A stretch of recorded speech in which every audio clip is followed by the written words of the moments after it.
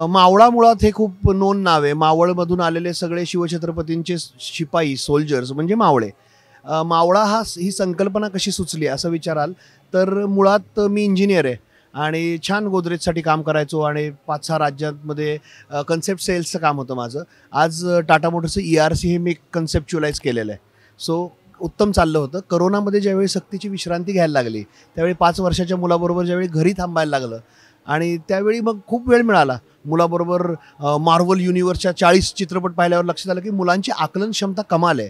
आपल्यासारखी न दिसणारी, कमालीचे विचित्र भाषेत बोलणारी सुद्धा सुपर हिरो मुलांना आवडत आहेत. मग वाटलं आपल्या मातीत घडलेलं कोणी नाही आहे का?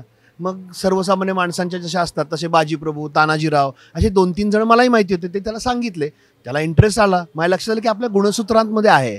दुर्दैवाने ते मुलांपर्यंत पोहोचण्यासाठी प्रभावी माध्यम नाही आहे. तुम्ही बघितलं तर तुमच्या आजूबाजूचं जग झपाट्याने बदलतंय, पण शिकवण्याच्या पद्धती मात्र फार बदलत नाही आहेत. आधुनिक पद्धतीने शिकवायला तुम्हाला ॲबॅकस आलाय गणित शिकवायला. प्रोजेक्टरच्या सहाय्याने तुम्ही पृथ्वी सूर्याभोवती कशी फिरते ते दाखवू शकता. पण इतिहास प्रेरणादायी पद्धतीने कसं शिकवाल?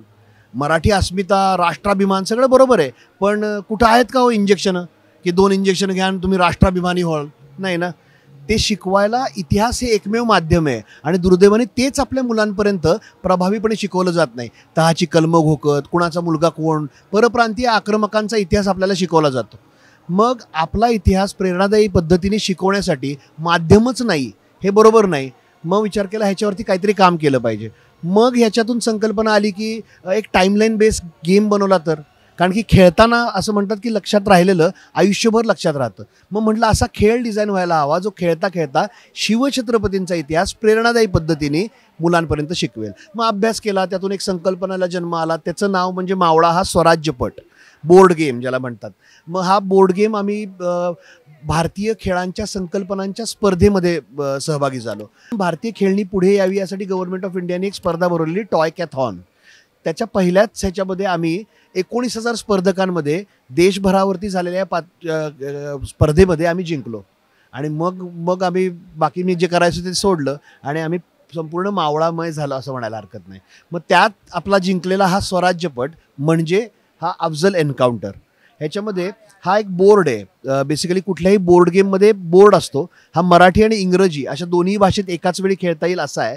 आपण मराठीवालं व्हर्जन बघूया. ह्याच्यामध्ये शिवजन्मापासून ते अफजल वधापर्यंत शिवछत्रपतींच्या आयुष्यात घडलेल्या 32 घटना त्या क्रमाने दिल्यात ज्या क्रमाने घडल्या होत्या.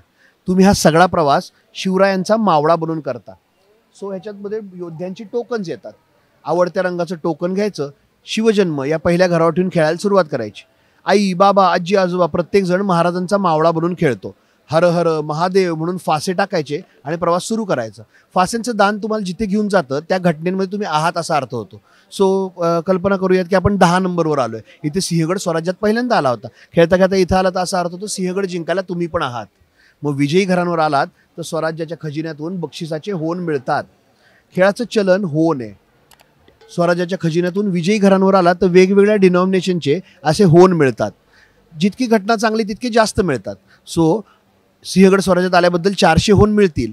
पण हे मिळालेल्या पैशांचा आनंद तेव्हा थोडासा ओसरतो ज्यावेळी हाच सिंहगड पुढे शहाजीराजांना सोडवण्यासाठी देऊन टाकायला लागला होता. सो खेळता खेळता इथे आलात तर तेच कमवलेले पैसे द्यावे पण लागतात. पैसे द्यायला कोणाला आवडत नाही. मग कळतं स्वराज्य लढ्यात किती घटना घडल्या, कोणत्या क्रमाने घडल्या, कशा घडल्या. अफजलाचं पोट आणि शाहिस्त्याच्या बोटापलीकडे काय इतिहास होता जो मोठ्यांनाही माहीत नाही, तो मुलांना खेळता खेळता कळायला लागतो. मग या प्रत्येक प्रवासात मुलांना महाराजांसाठी लढलेल्या स्वराज्य योद्ध्यांची कार्ड्स मिळतात. ही वेगवेगळी कार्ड्स, आता तानाजीरावांचं कार्ड आलं तर त्यांच्या कर्तृत्वाची घरं कोणती हे याच्यावर दिलेलं आहे. सो खेळता खेळता तुम्ही अफजल वधावरती पोहोचलात त्यावेळी तानाजीराव लढले होते. मग 32 त्याच्यावरती आहे. मग तिथं आला तर तुम्हाला 1700 होन मिळतील. पण त्यातले 200 होन तानाजींच्या सन्मानार्थ तुम्हाला द्यावे लागतील. खेळता खेळता कोणता योद्धा कुठे लढला, कोणत्या दुर्गांवर काय घडलं हे कळत जातं. आपल्याकडे इतिहास कसा शिकवतात हो? संभाजी महाराज जन्म टिंबटिंब गडावर झाला, करा पाठ. परीक्षा झाली की सपाट. कल्पना करा तुम्ही खेळता खेळता संभाजी महाराजांच्या जन्माच्या घरावर आलात. तुम्ही 25 नंबरच्या घरावर आलात, तुम्हाला 500 होन मिळतील. पण त्याच वेळी तुमच्याबरोबरचा एक छोटा मावळा पुरंदरचं कार्ड नाचवेल. 25 वर आलायस पुरंदर माझ्याकडे, 200 मला दे. त्या मुलाच्या आयुष्यभर लक्षात राहील की संभाजी महाराज जन्म पुरंदरवर झाला होता. खेळता खेळता योद्धे कळतात, दुर्ग कळतात. मग या प्रत्येक घटनेचा कॉन्टेक्स्ट या पुस्तकात दिलेला आहे. ज्या घरावर जाल तेवढी गोष्ट एका पॅराग्राफमध्ये वाचली की तेवढा इतिहास पक्का होऊन जातो. मराठी आणि इंग्रजी दोन्ही भाषेत 64 गोष्टी यात कव्हर केलेल्या आहेत. मग आयर्नमॅन स्पायडरमॅनच्या ऐवजी आपल्या मातीत घडलेल्या योद्ध्यांची माहिती यात मराठी आणि इंग्रजीमध्ये दिलेली आहे. सो हे बाजी पासलकर वयाच्या 65 वर्ष इथून 265 किलोमीटरवर तुमच्या माझ्यासाठी लढता लढता दारातिर्थी पडले. त्यांचं काय कर्तृत्व होतं मराठी आणि इंग्लिशमध्ये दिलं. हे वाचलं की मुलांना हे हातातनं जळमटं येणारे किंवा भिंतीला उलटे लटकणारे स्वराज्य सुपर हिरोजपेक्षा आपले स्वराज्य योद्धे पटायला लागतात. खेळता खेळता योद्धे कळतात, दुर्ग कळतात. एक 8-10 वेळा अफजलवध झाला ना की इतिहासाच्या शिक्षकापेक्षा तुम्हाला इतिहास जास्त शिकवणारा असा हा स्वराज्यपट आहे. आम्ही जवळजवळ 16,000 बोर्ड गेम विकलेत. फोन करून विचारलं खेळता का रोज, पालक म्हणतात रोज. अरे बाबा अफजलाला मारल्याशिवाय झोपत नाहीत मुलं. इतका ह्याचा चांगला इम्पॅक्ट आहे. आता हा मोठा गेम आहे, 20-25 मिनटं लागतात. कल्पना करा मुलाला आई वडिलांबरोबर पण खेळायचं आहे आणि त्यासाठी आम्ही हा कार्ड गेम बनवला. ह्याची पसारा कमी होतो पण खेळता खेळता 38 स्वराज्य योद्धे तुम्हाला कळत जातात. आता 38 स्वराज्य योद्धे तुम्ही या आर्ट फेस्टिवलला गोळा झालेला 5 लाख लोकांना एकत्र केले आणि त्यांचा सर्वे केला तरी त्यांना 38 स्वराज्य योद्ध्यांची नावं नाही सांगता येणार.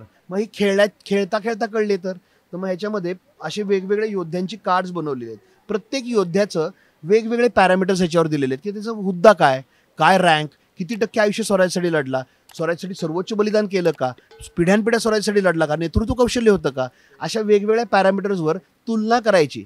मी लहानाचं मोठा झालं मला अजूनही आठवतं की अंडरटेकरची उंची जास्त, योकोझुमाचं वजन जास्त. मग खेळता खेळताच तुम्हाला योद्ध्यांचं कळलं तर आयुष्यभर लक्षात राहील की ओके बाजीप्रभूंचं टेन्युअर जरी कमी असेल तरी सर्वोच्च बलिदान केल्यामुळे नेतोजींच्या कार्डच्या विरुद्ध सुद्धा मी बाजीप्रभू नेतोजींना जिंकू शकतात.